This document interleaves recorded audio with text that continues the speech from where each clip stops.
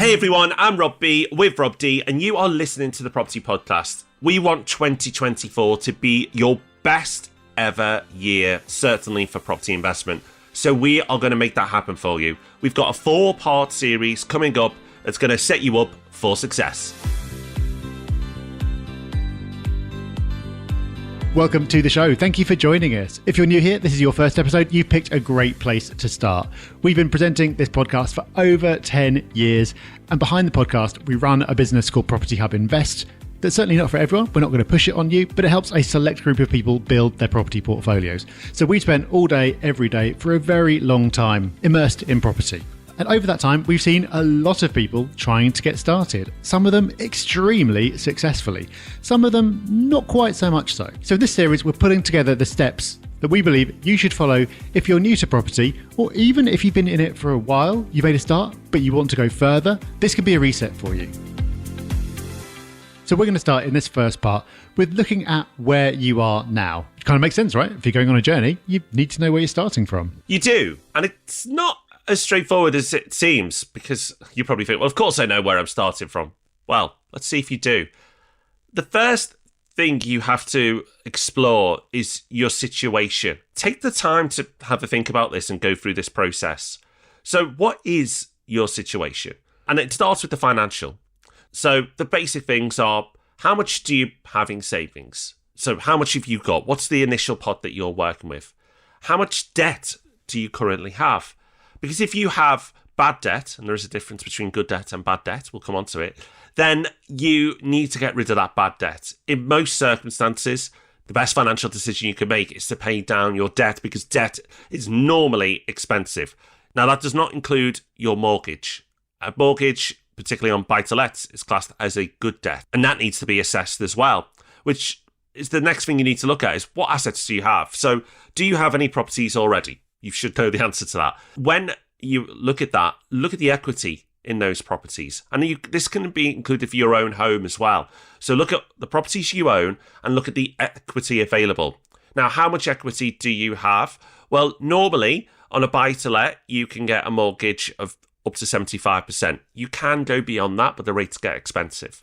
So look at the value of your buy-to-lets and then look at how much mortgage you've got left to pay on them. And if the value of those buy-to-lets has gone up, then you may find that you've got more equity. That's equity that you might be able to use in 2024 to expand your portfolio. You may also own your own home.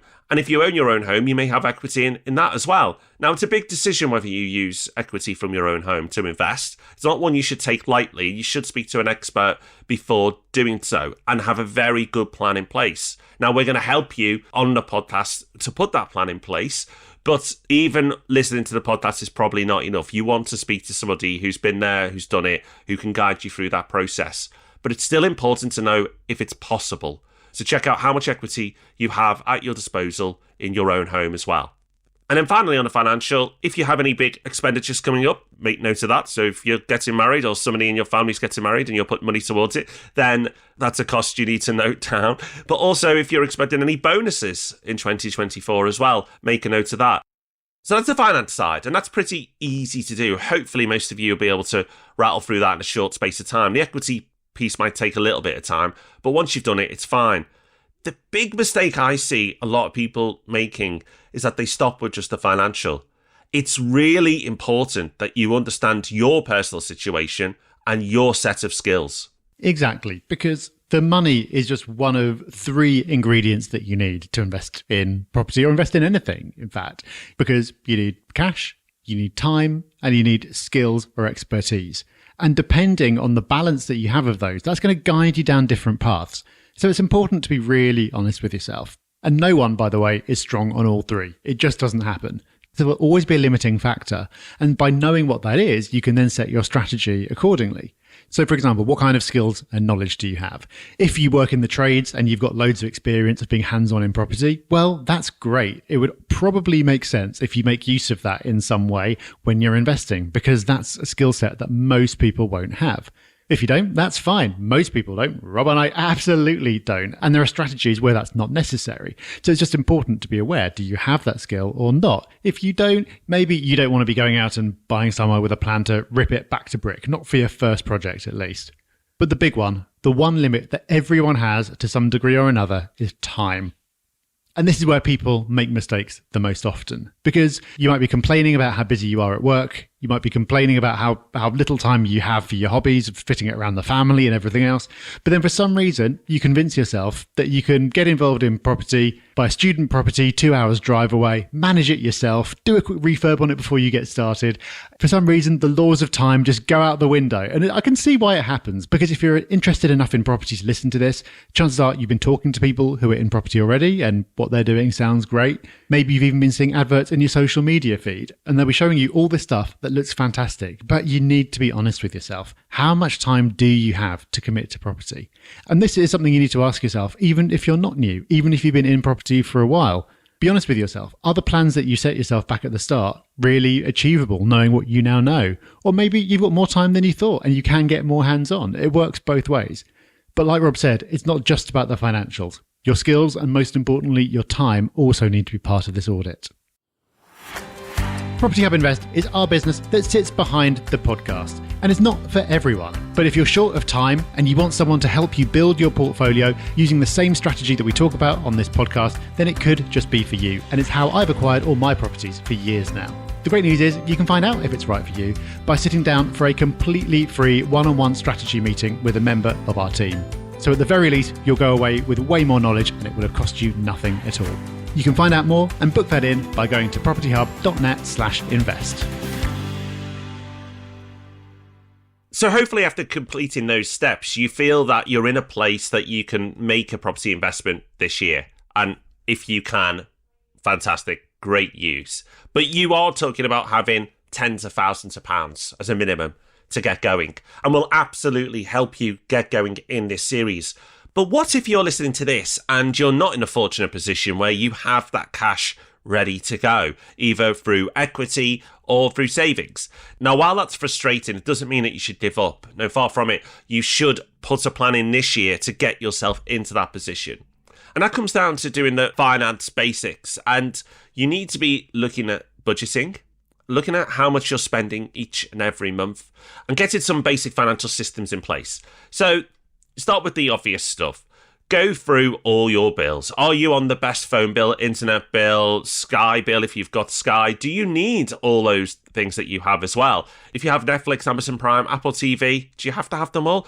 Now, just cutting one of them out isn't going to suddenly make you a property investor, but it's these habits of being really careful with your spending that can help start to build that pot up.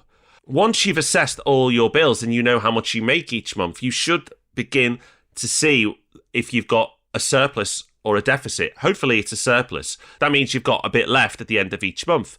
If you find that you run out a month when it comes to your money and you're going into further debt, you need to find a way to cut your costs down even further to stop that trend. You need to reverse that trend and get back in the positive each and every month. And when you then know what sort of positive amount you can get each month, pay yourself first. This is something that's talked about in Rich Dad Poor Dad, and it's a really good habit to get into. But if you know that if you're disciplined, at the end of the month you should have £400 available, then brilliant. At the beginning of each month, take that, put it in direct debit and send it off to another savings account that you can't touch. Then you've got the rest of the month to live on the money that you have that you know is enough if you're disciplined. That practice alone could mean that you become a property investor in the next few years. It could make a huge change. So it's just going through the finance basics. Now, there are loads of blogs, YouTube videos, podcasts out there that talk about personal finance. And you can go into a wonderful world there and get even more tips. But I think it's important to understand is that there's people out there who will try and sell you courses that say, oh, you can invest in property with little or no money. The reason they're selling courses is because it's either hard or impossible.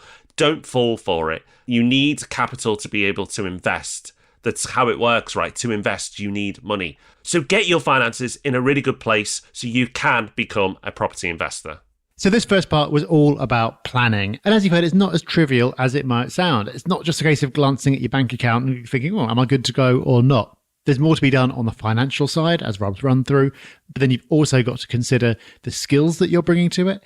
and the time that you have to dedicate. And throughout this process, be honest with yourself. And it's hard to be honest with yourself. It's hard for all of us. So if you've got a friend who's either also looking to get started or, even better, has got some experience already, go through this exercise with each other for as much of your financials as you're willing to share anyway, because they might be able to point out things that you've missed or say, are you sure you'll be able to do that? In a friendly way, of course. So once you know where you're starting from, you then need to go where you're going. So that's what we're going to be talking about in the second episode, Setting Goals, Making a Plan. So if you haven't already, make sure that you are subscribed to this podcast. You can easily do that in Apple Podcasts, Spotify, or wherever you listen. Make sure that episode gets downloaded to your device automatically. If you can't wait till then, we've got a YouTube channel for you to explore as well. Just search Property Hub on YouTube. And make sure you're signed up for our free weekly newsletter, Property Pulse. Because if you're going to make 2024 your best year yet, you need to know what's going on in the market. We bring that to you every Friday for free in a roundup you can read in just a few minutes. So you can sign up to that one at propertyhub.net/pulse. So until we see you next, enjoy your planning and we'll see you soon.